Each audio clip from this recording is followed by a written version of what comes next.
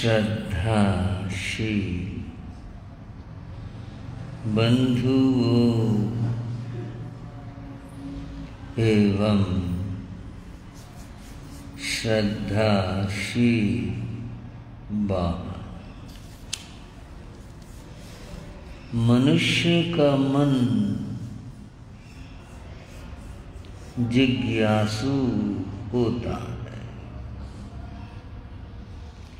जो जो कुछ मनुष्य देखता है या सुनता है,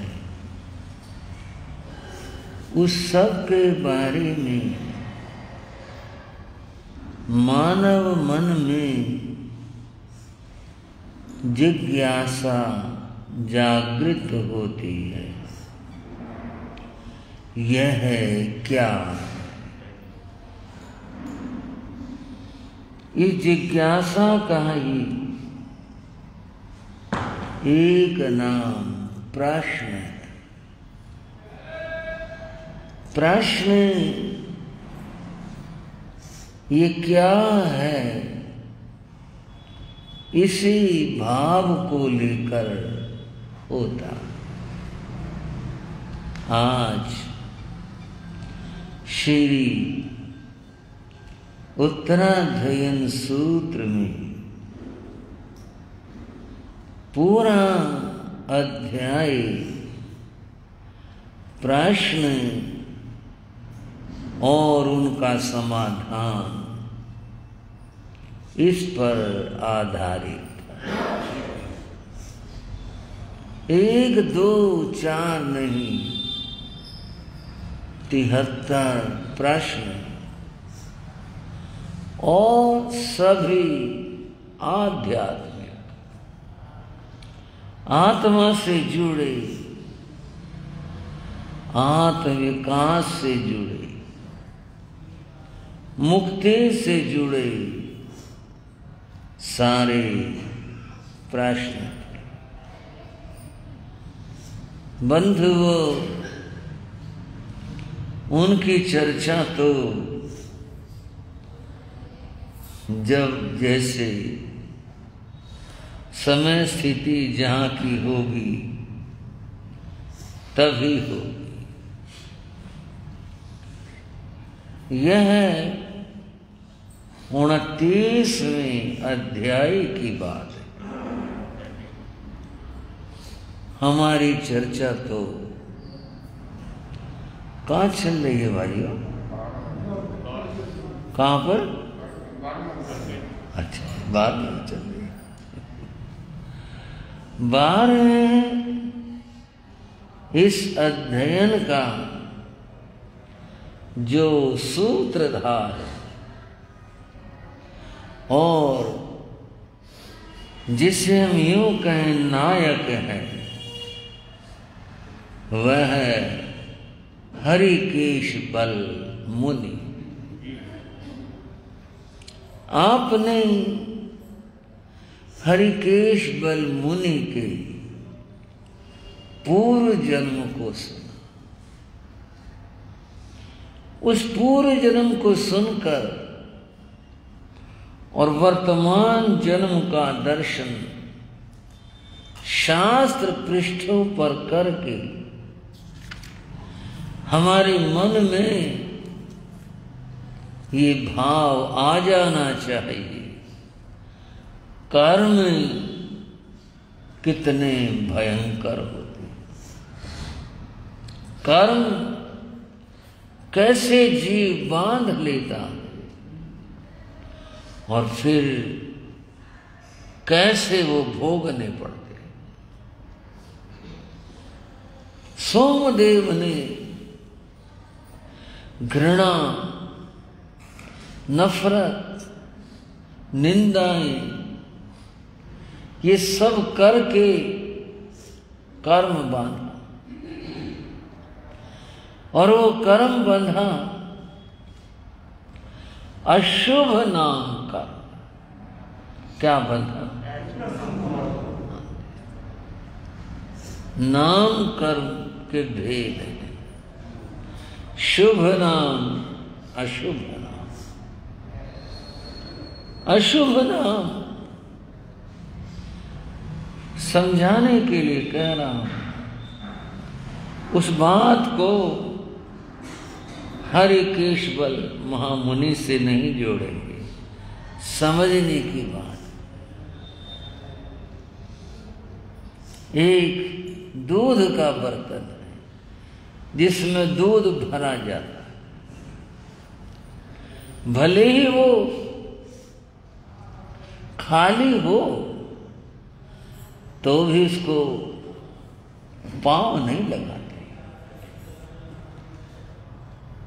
उसको आदर से रखते।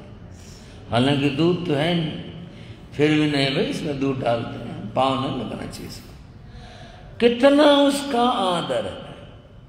इसको धार्मिकता से न जोड़े, व्यवहार से जोड़े। व्यवहार में कितना आदर है। और एक बंधु वो पोंछा लगाने की बाल्टी या कोई बर्तन है, उसकी क्या स्थिति है? अगर हाथ से उठा करके रखेंगे तो एक बार, हाँ जी, और उसको सरकाना हो पैर से। बर्तन तो दोनों है ना, वो भी बर्तन है, वो भी हो सकता है, कल्पना है, एक ही दिन एक ही दुकान से लाए हो, एक का ये बना लिया और एक का ये बना लिया। इसका नाम शुभ नाम और अशुभ नाम है। ये मामला है जहां तिरस्कार है। जड़ वस्तु को सत्कार तिरस्कार से का कोई भाव नहीं होता। जड़ में ही तो व्यवहार में है, ये हमारे मन की चीज है। लेकिन जैसे उस बर्तन का एक का इतना सत्कार है, एक का तिरस्कार है, ऐसे ही जहां जीव का, मनुष्य का सत्कार तिरस्कार ये सब जुड़े हों, वह है शुभ नाम और अशुभ नाम की बात। हरिकेशवल इनका जीव सोमदेव मंत्री था, विद्वान था, ब्राह्मण था, और यहां इस जन्म में आकर कैसी स्थिति बनी, कोई पास नहीं बैठाता था, कोई बोल कर भी खुश नहीं था। अशुभ नाम की बात। और ये कोई भी बांध ले, उसने तो बांधा ही बांधा।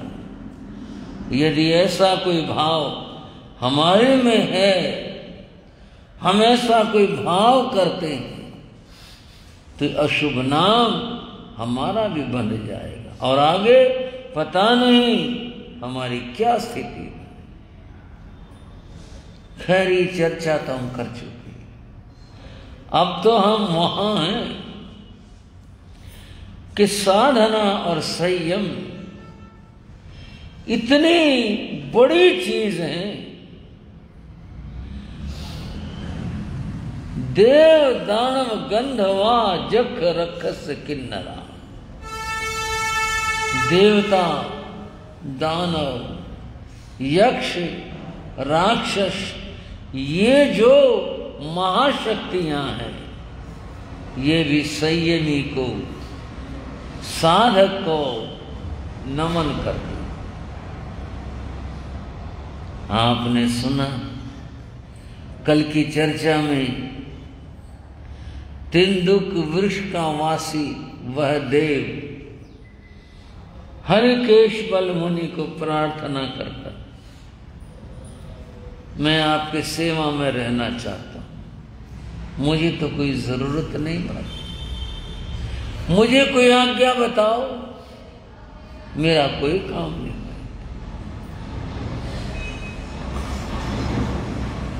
एक गांव हरियाणा में बुराड़ खेड़ा, वहां ठहरे थे गुरु महाराज। मैं गुरु महाराज के साथ था।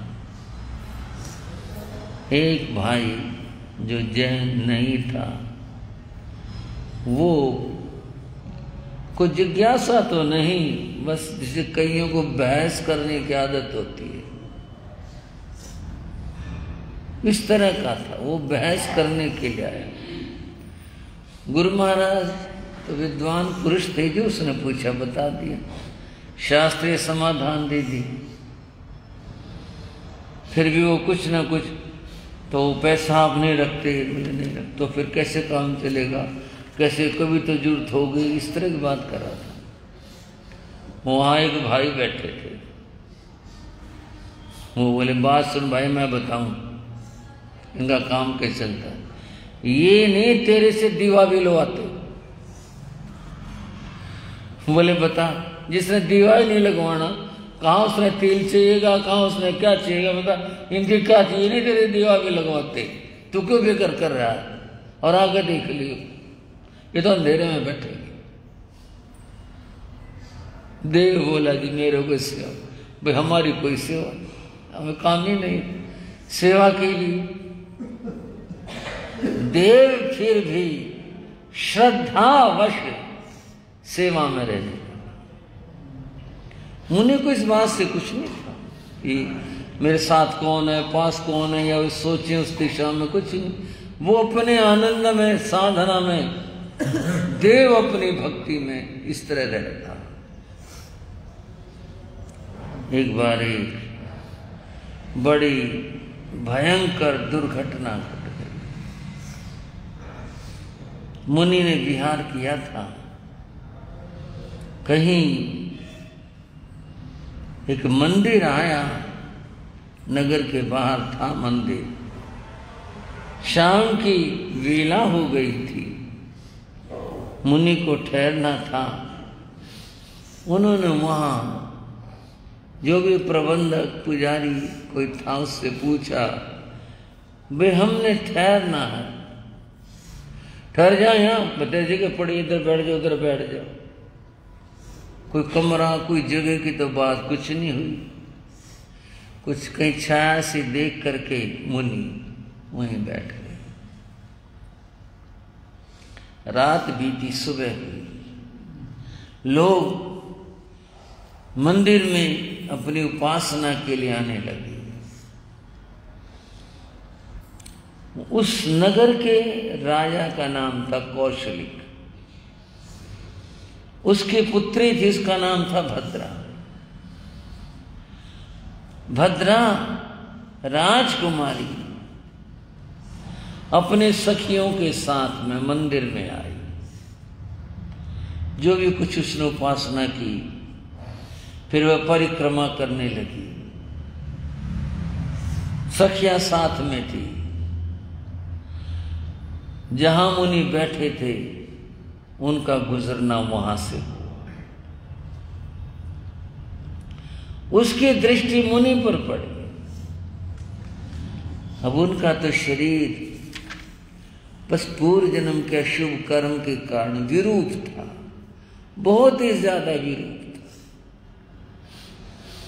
उनको देख के उसके मन में बड़ी घृणा आई, और इतनी घृणा आई कि उसने मुनि के ऊपर थूक दिया।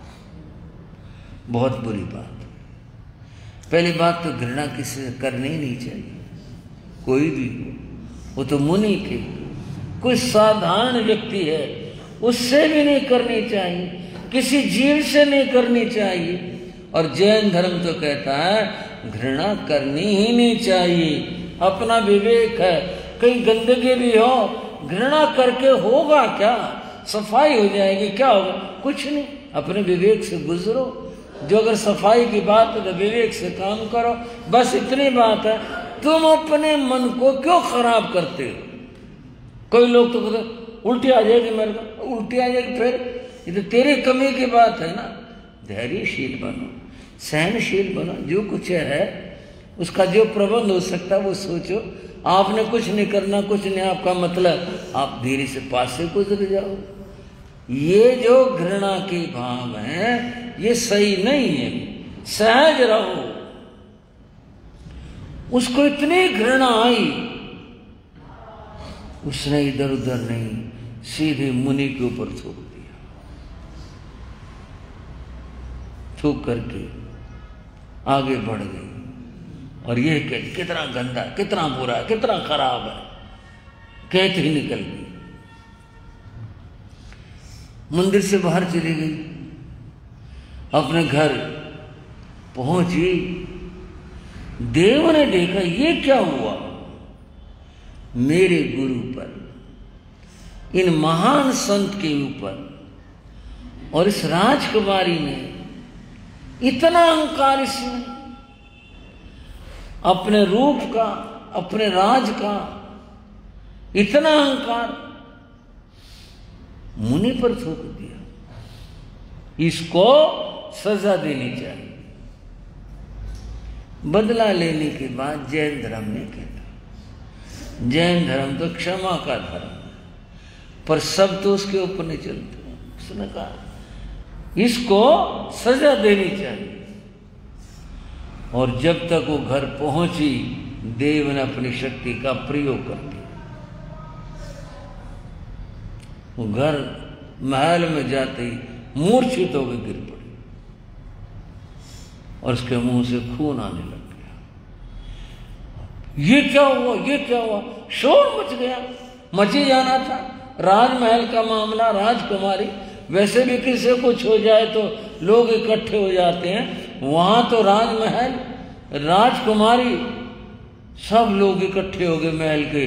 क्या हुआ, क्या हुआ, जो जैसे जिसकी समझ आया, शीतल उपचार, पानी छिड़का, पोंछा करा, उसको हिलाया तो होश में ना आए। राजवैद्य को बुलाया, उसने देखा इसकी तबीयत बहुत खराब है, दवाई देने की कोशिश करें, दवाई न जाए मुंह में। किसी भी तरह से राजकुमारी ठीक नहीं। बंधुओं, बहुत देर हो गई। बहुत देर हो जाने के बाद वो जो यक्ष था, कुछ कथाओं में कि ब्राह्मण का वेश बना कर आया, कुछ कहते हैं गैब आकाश से आवाज आई। आवाज ये आए, इसने मुनि की अवहेलना की है, ये इसको दंड है, और जब तक क्षमा नहीं मांगोगे मुनि से, ये ठीक नहीं हो सकती।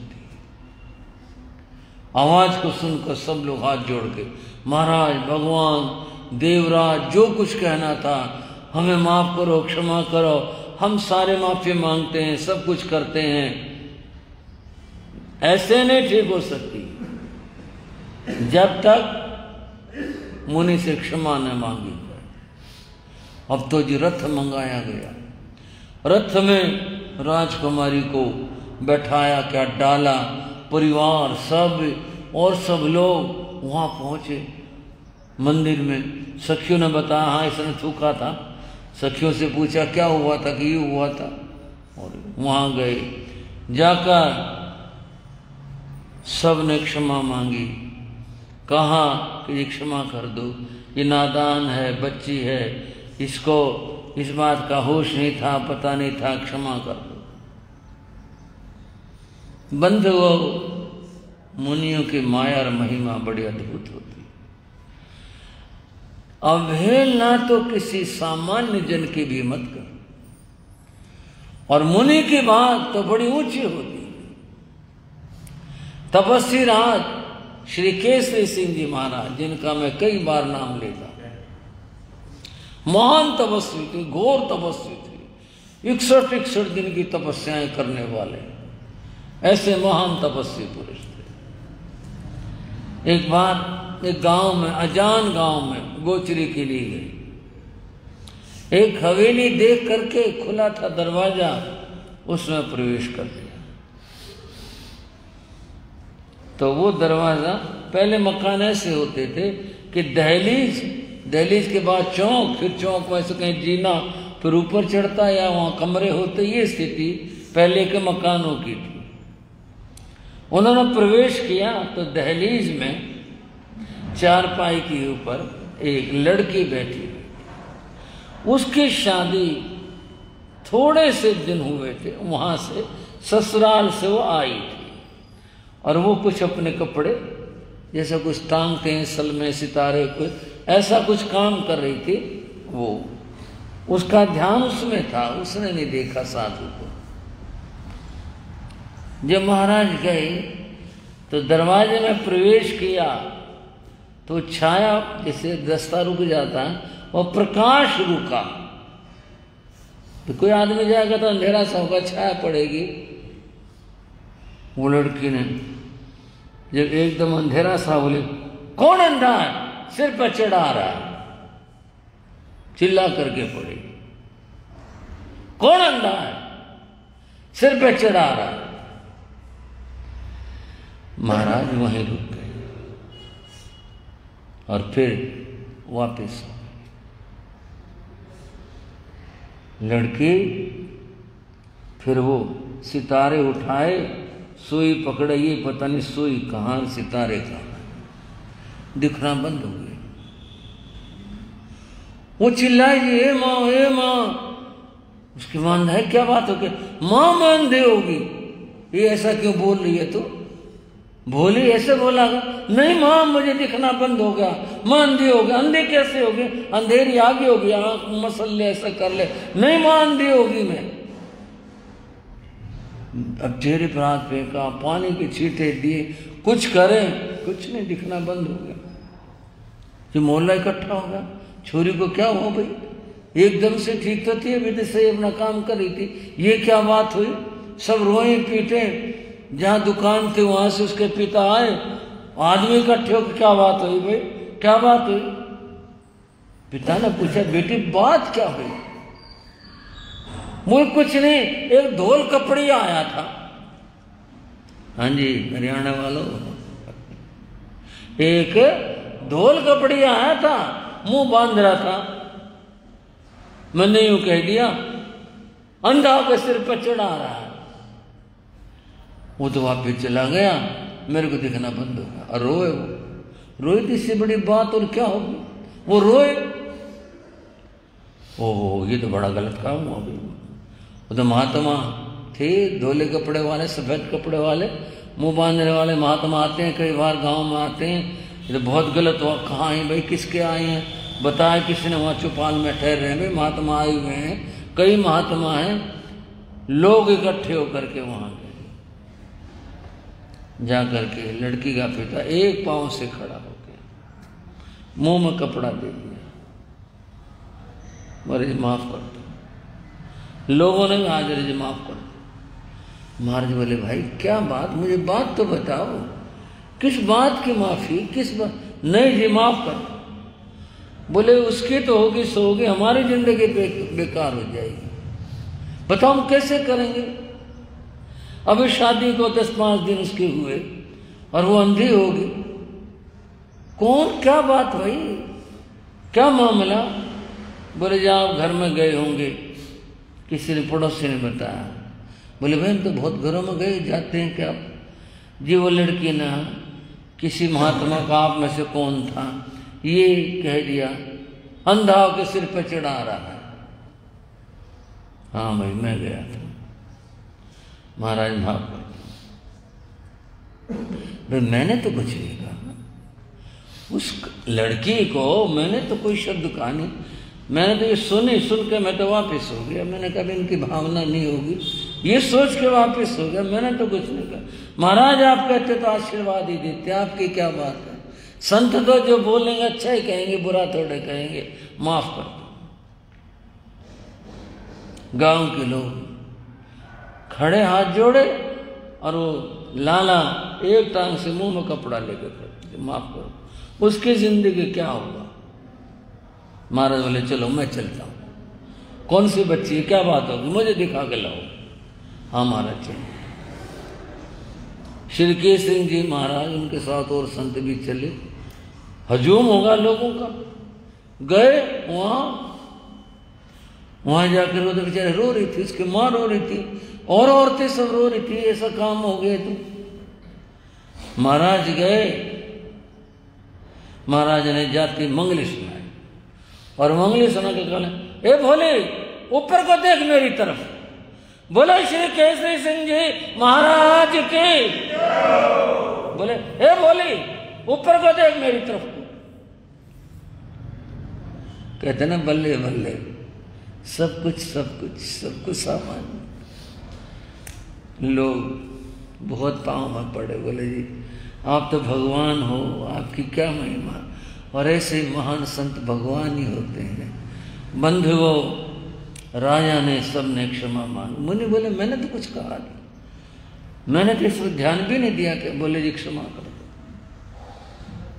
मुनि ने कहा मैंने क्षमा किया, मैंने कहा कुछ भी नहीं, मैं इसको क्षमा करता हूं। यक्ष की आवाज फिर आई। कुछ कहते वो महल में लौट आई थी। ऐसी आवाज आई और आवाज ही आई, ऐसे ये ठीक नहीं होगी, ऐसे ये ठीक नहीं होगी और ये बचेगी नहीं। और कह दिया। सब घबराए डरे हाथ जोड़े हुए। यक्ष ने एक ऐसी बात कही जो न मैं कहना चाहूं न आप सुनने चाहें, पर कथा का वो अंग इसलिए कह रहा हूं। यक्ष बोला ये तब ठीक होगी, तब बचेगी जब इसका विवाह उस मुनि के साथ कर दो। कहावत है मरता क्या मैं करता, कि भाई लड़की मर जाएगी, इससे अच्छा तो भाई जो ये कह रहा वही कर दो। अब क्या करें। वो सब उसे लेकर के दोबारा मुनि के पास आए। राजा ने कहा जी मैं ये आपकी चरणों में अर्पित करता हूँ, आप इसको स्वीकार करो, इसका विवाह हम आपसे कर देंगे। मुनि ने कानों पर हाथ रखे और बोले राजन, जो तुम कह रहे हो ये तो मैं सुनना भी नहीं चाहता। होना करना तो बात कहाँ की, मैं ये सुनना भी नहीं चाहता। संसार में हम मुनियों का स्त्री जाति के साथ में 3 संबंध हैं। बड़ी माता, बराबर की बहन, छोटी बेटी। हमारा चौथा नाता नहीं होता। मैं अपने बहन बेटी के लिए ये बात सुन भी नहीं सकता। मैं साधुओं में मुनियों मैं ये बात नहीं सुन सकता। बड़े हैरान हुए, अब क्या करें। यक्ष फिर बोला, देख लिया तुमने इनका त्याग, देख ली तुमने इनकी तपस्या, जाओ चले जाओ, अब ठीक हो जाओगे। मैं ये दिखाना चाहता था ये कितने बड़े त्यागी और कितने बड़े तपस्वी हैं, कितने महान संयमी हैं। इतना बड़ा संसार का निमंत्रण, और इन्होंने कहा मैं सुनना भी नहीं चाहता इसको। धन्य हो उस महामुनि को, उनकी तपस्या को, उनकी साधना को, उनकी भक्ति को, उनकी ऊंचाई को। कितना महान उनका जीवन था। मुनि वहां से प्रस्थान कर जाते, जंगलों में जहां तहां विचरण करते हैं, जहां जगह मिलती है ठहर जाते हैं। यक्ष उनकी सेवा में अदृश्य रहता है। मुनि की कोई तमन्ना नहीं, इच्छा नहीं इस बात के कि भाई मेरी सेवा में कौन है, ना वो जान इस बात को मानते हैं। वे तो अपनी तरह से अपनी साधना करते हैं। इस साधना की ऊंचाइयां अभी हम और देखेंगे, और कैसे कथा के अगले अंशों में कि वो कितने ऊंचाइयों पर पहुंचे अपनी साधना करते करते। धन्य हो ऐसे महामुनि को। चत्तारी मंगलम, अरिहंता मंगलम, सिद्धा मंगलम, साहू मंगलम, केवली गुणत्तो धम्मो मंगलम। चत्तारी रघुत्तमा, अरिहंता रघुत्तमा, सिद्धा रघुत्तमा, साहू रघुत्तमा, केवली गुणत्तो धम्मो रघुत्तमो। चत्तारी शरणं प्रविज्यामि, अरिहन्ते शरणं प्रविज्यामि, सिद्धे शरणं प्रविज्यामि, साहू शरणं प्रविज्यामि, केवली गुणत्तं धम्मं शरणं प्रविज्यामि। ये 4 शरण दुख हरण जगत में, और न शरणा कोई होगा। जो भव प्राणी कर